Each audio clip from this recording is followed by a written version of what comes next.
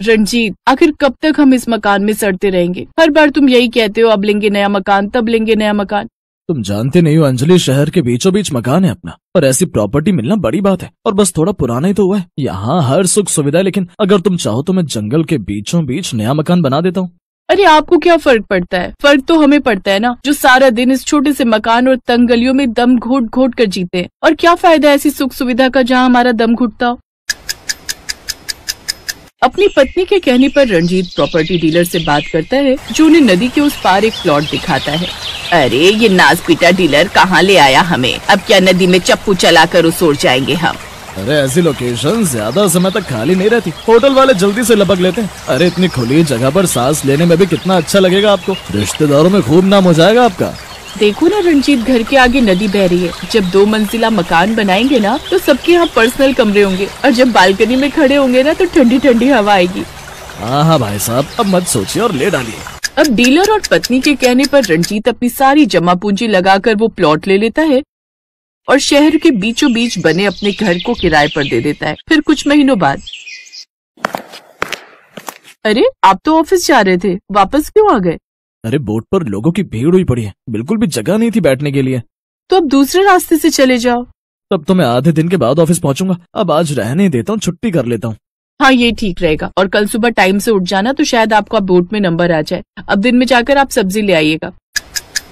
रंजीत कुछ घंटे बाद बोट में बैठकर सब्जी लेने चला जाता है और कुछ देर बाद ढेर सारी सब्जियां लेकर घर लौटता है। अरे इतनी सारी सब्जियां? नदी के पास सब्जी मंडी का व्यापार खोलने का इरादा है क्या आपका?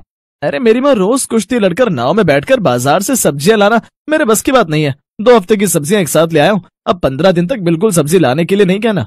फिर 2 दिन बाद, हाय रे मर गई, आग लगे इस नदी को। क्या हुआ माँ जी?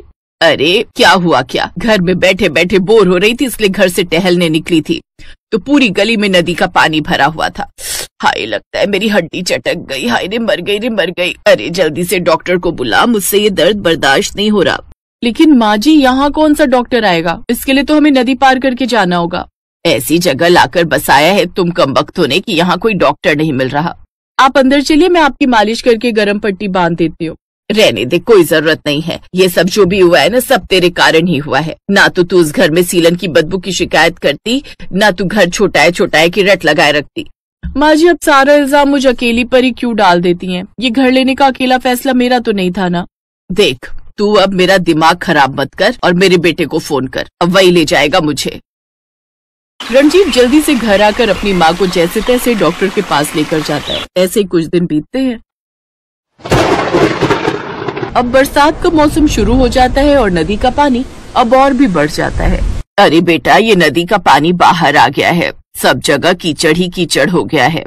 माँ बरसात में तो शहरों के गड्ढे भी पानी से भर जाते हैं, और फिर ये तो नदी का किनारा है, तो कुछ दिन तो कीचड़ रहेगी ही। अब घर के बाहर कीचड़ होने से वो लोग बाहर भी नहीं निकल पाते। फिर कुछ दिन बाद उनकी बेटी रूही कमरे में खेल रही होती है कि तभी नदी किनारे से एक सांप उनकी खिड़की से होता हुआ घर में घुस आता है, जिसे देख रूही जोर जोर से चिल्लाने लगती है, आ मम्मी सांप सांप। वो सभी दौड़कर उस कमरे में आते हैं। रणविजय जैसे तैसे उस सांप को बाहर फेंकता है। हाय मेरी बच्ची, ये ना जाने कहाँ आकर फंस गए हम। तभी बाहर तेज हवाएं चलने लगती हैं और बाहर नदी किनारे की मिट्टी उनके घर के अंदर आने लगती है। हे राम, ये कहाँ आकर फंस गए हम? हमने यहाँ आकर कोई गलती तो नहीं न की जी? अरे तो घबरा क्यों रही हो? हमने शहर वाला मकान बेचा थोड़ी ना, किराए पर ही दिया। इसको बेचकर वापस वहीं चले जाएंगे।